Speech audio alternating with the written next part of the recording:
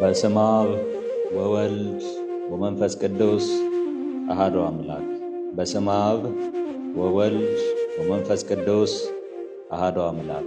በስመ አብ ወወልድ ወመንፈስ ቅዱስ አሐዱ አምላክ። እንኳን ለእመቤታችን ለቅድስት ድንግል ማርያም ዓመታዊ ክብረ በዓል በሰላም አደረሳችሁ።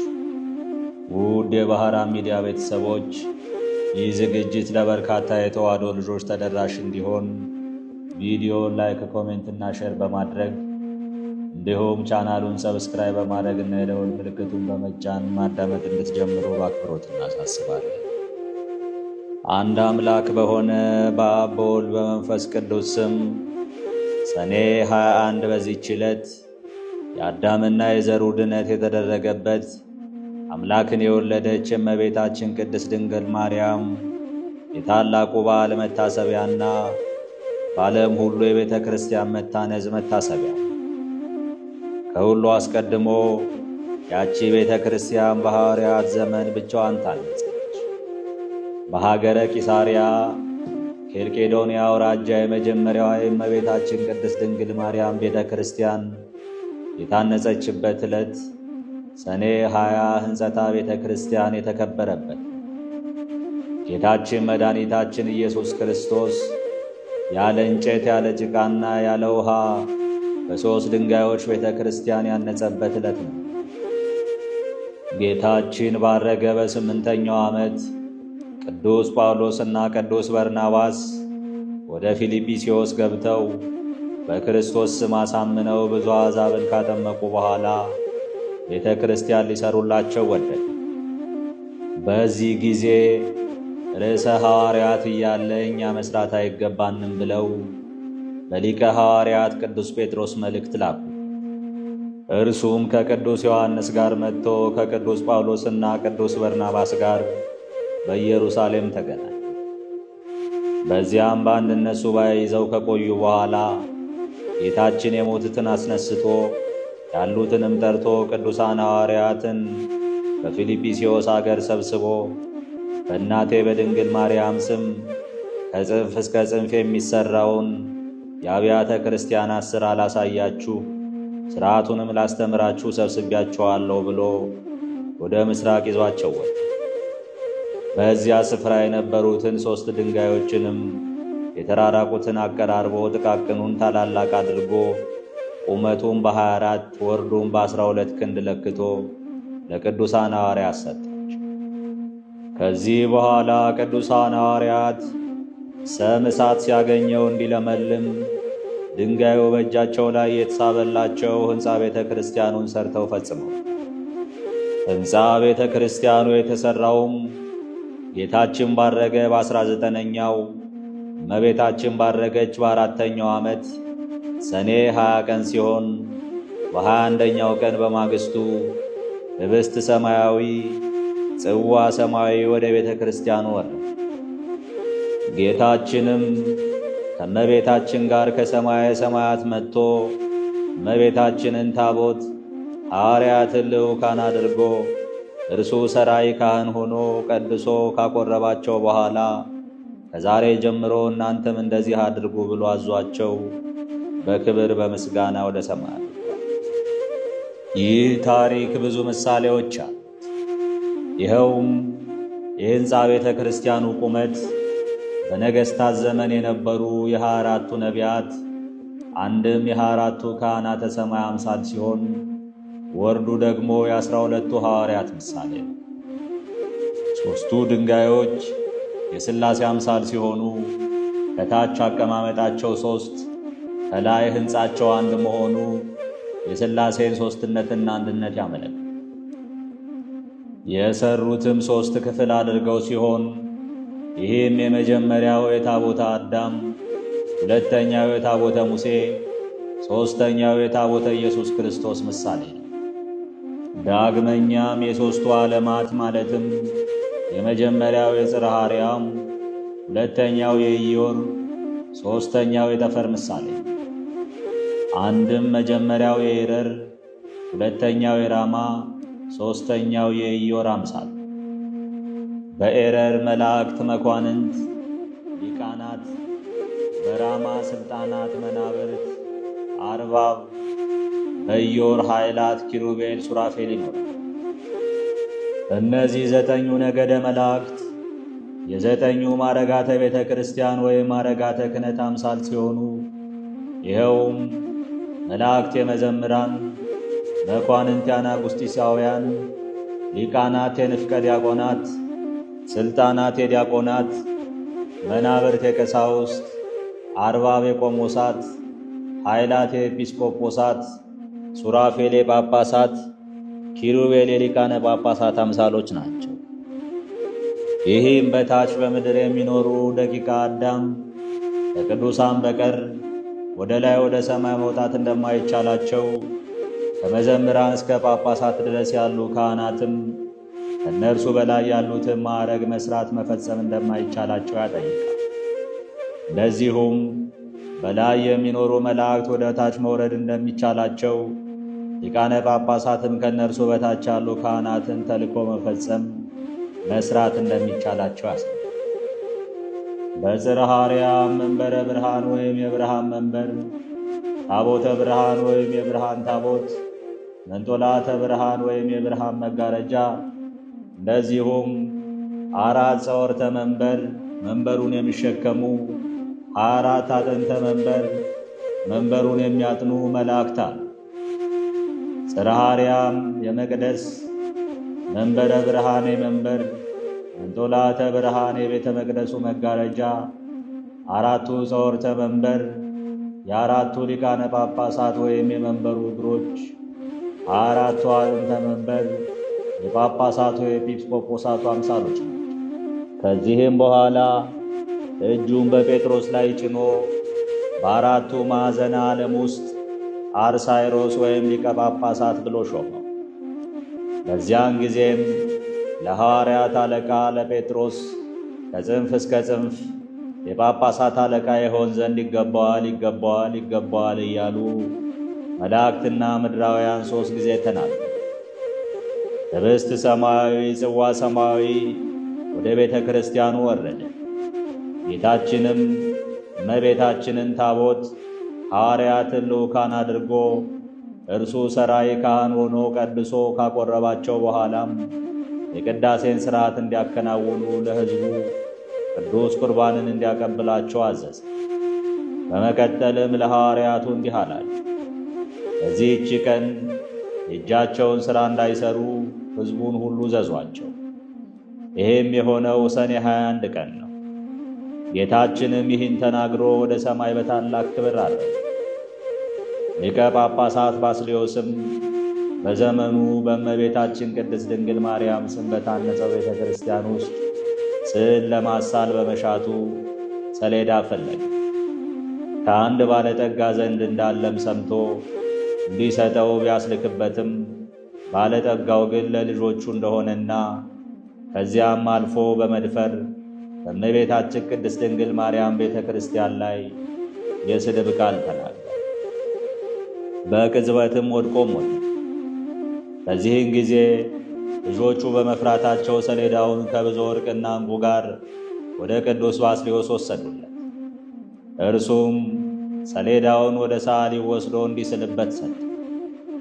ሆኖም ግን እመቤታችን ድንግል ማርያም በራእይ ተገልጻ ስዕሏን በሰሌዳው እንዳይሳል ከለከለች። ከዓመፀኛ እጅ የተገኘ ነበር።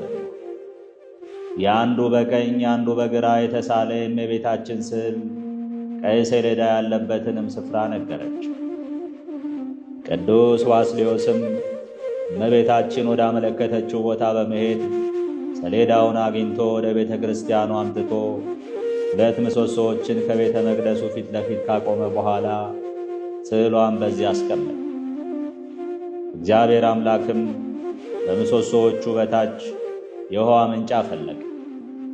ድውያንንም በእርሷ ይፈውሱ ነበር።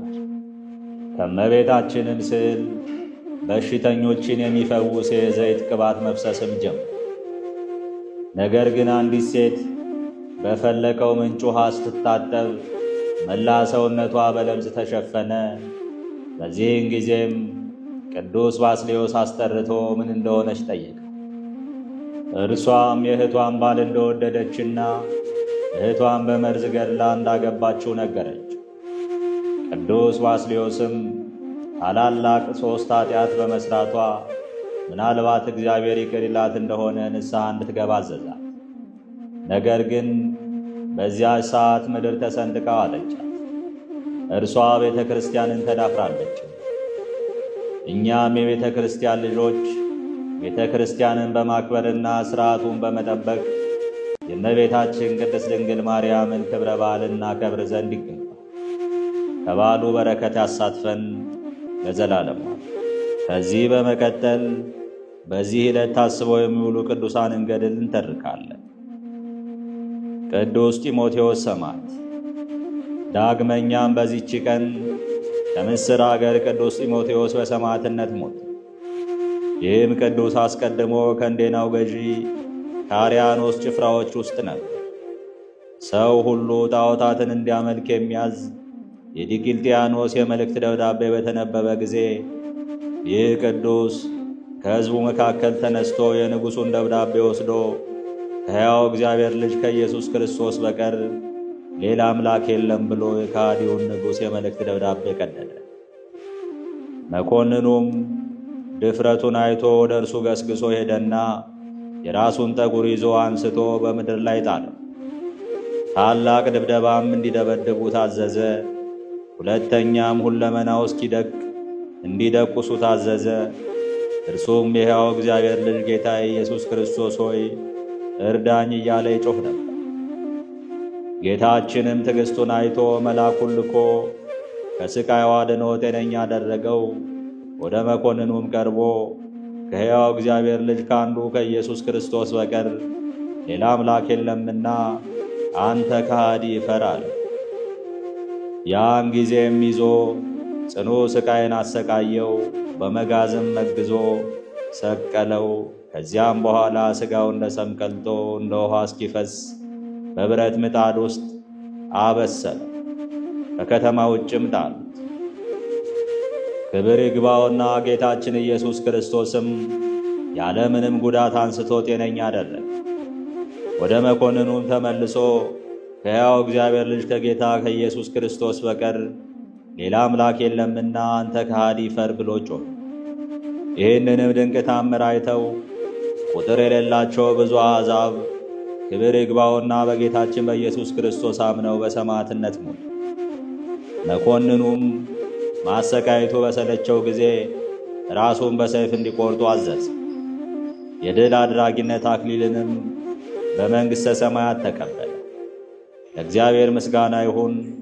እኛንም በዚህ ድል አድራጊ ሰማዕት አማላጅነት ይማረን፣ በረከቱ ከእኛ ጋር ትኑር ለዘላለም። አባ ከላዲያኖስ።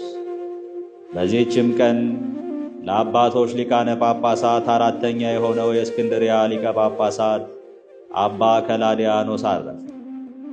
ይህም ቅዱስ በወንጌላዊ ማርቆስ እጅ የክርስትና ጥምቀትን ተጠመቀ።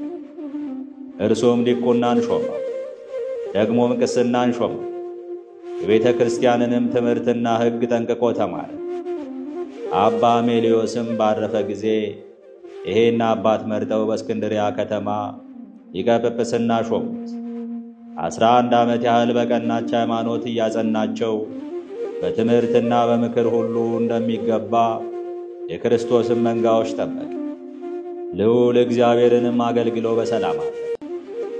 ለእግዚአብሔር ምስጋና ይሁን። እኛንም በዚህ አባት ጸሎት ይማረን፣ በረከቱም ከእኛ ጋር ትኑር ለዘላለም። በዚህችም ቀን ሐዋርያው ቶማስ በመሸታ ቤት ባረዷት በአንዲት ሴት ላይ ላደረገው ታምር መታሰቢያ ነው። በረከቱ ከእኛ ጋር ትኑር ለዘላለም። በዚህችም ዕለት ሜሮን የተገኘበት ነው። ዳግመኛም የአስታፍን አጽም የተገኘበት ነው። በረከቱ ከእኛ ጋር ትኑር ለዘላለም። ሰኔ 21 ቀን የሚከበሩ ዓመታዊ የቅዱሳን በዓላት፣ አንደኛ እመቤታችን ቅድስት ድንግል ማርያም፣ ሁለተኛ ቅድስት ቤተ ክርስቲያን፣ ሦስተኛ ቅዱሳን ሐዋርያት፣ አራተኛ ቅዱስ ጴጥሮስ ሊቀ ሐዋርያት፣ አምስተኛ ቅዱሳን ጳውሎስና በርናባስ። ስድስተኛ ቅዱስ ቶማስ ሐዋርያ። ሰባተኛ ቅዱስ ባስልዮስ ዘቂሳርያ። ስምንተኛ ቅዱስ ጢሞቴዎስ ዘምስር ሰማዕት። ዘጠነኛ አባ ከላዲያኖስ ሊቀ ጳጳሳት። ወርሃዊ በዓላት፦ አንደኛ አበው ጎርጎርዮሳት፣ ሁለተኛ አቡነ ምእመነ ድንግል፣ ሦስተኛ አቡነ አምደ ሥላሴ፣ አራተኛ አባ አሮን ሶርያዊ፣ አምስተኛ አባ መርትያኖስ ጻድቅ። ጽድቄ እንደ ብርሃን ማዳኔም እንደሚበራ ፋና እስኪመጣ ድረስ ስለ ጽዮን ዝም አልልም፣ ስለ ኢየሩሳሌም ጸጥ አልልም። አሕዛብ ጽድቅሽን፣ ነገሥታትም ሁሉ ክብርሽን ያሉ። እግዚአብሔርም አፍ በሚጠራበት በአዲሱ ስም ትጠሪያለሽ። በእግዚአብሔር እጅ ያማረ አክሊል፣ በአምላክሽም እጅ የመንግሥት ዘውድ ትወልጃለሽ። ጌታ ሆይ ከብልጽግናቸው ብዛት የተነሳ ብዙ መባ ከገቡት ይልቅ የደሃይቱን አነስተኛ መባ እንደተቀበልክ ለሁል ጊዜ የሚያገለግሉ አእላፍ መላእክትን እያሳሰብኩ በችግሬ ጊዜ የማቀርብልህ ምስጋና ተቀበል። እናንተም ቅዱሳን ነቢያት፣ የወንጌል ሰባኪያን ሐዋርያት፣ ሰማዕታትና ጻድቃን፣ ትጉሃን መላእክት፣ ፍጹማን ደናግል እንዲሁም ደጋጎች መነኮሳት ሆይ ልጅ አዋቂ ሳይለይ የምንሰበሰብበትን የጉባኤ ቦታ ባርክ። ይህንን መጽሐፍ ወረቀት አዘጋጅቶ ብራና ዳምጦ የጻፈውና ያጻፈውም ከግዕዝ ወደ አማርኛ የተረጎመውን ቃለ ንባቡን በእርጋታ መንፈስና በተመስጦ ሕሊና ያዳመጠ በደለኛን ሁሉ የምታስምር ጌታ እናቱ በማርያም ጸሎት ኢየሱስ ክርስቶስ በአንድነት ይማረን፣ አሜን። እነሳስቶ ላስጀመረን አስጀምሮ ላስፈጸመን ለልዑል እግዚአብሔር ክብር ምስጋና ይሁን ለዘላለሙ። ውድ የባህራን ሚዲያ ቤተሰቦች፣ ይህ ዝግጅት ለበርካታ የተዋሕዶ ልጆች ተደራሽ እንዲሆን ቪዲዮ ላይክ፣ ኮሜንት እና ሸር በማድረግ እንዲሁም ቻናሉን ሰብስክራይብ በማድረግ እና የደወል ምልክቱን በመጫን በየዕለቱ የምንለቃቸው ቪዲዮዎች እንዲደርሷችሁ እንድታደርጉ በአክብሮት እናስታውሳችኋለን። እናመሰግናለን።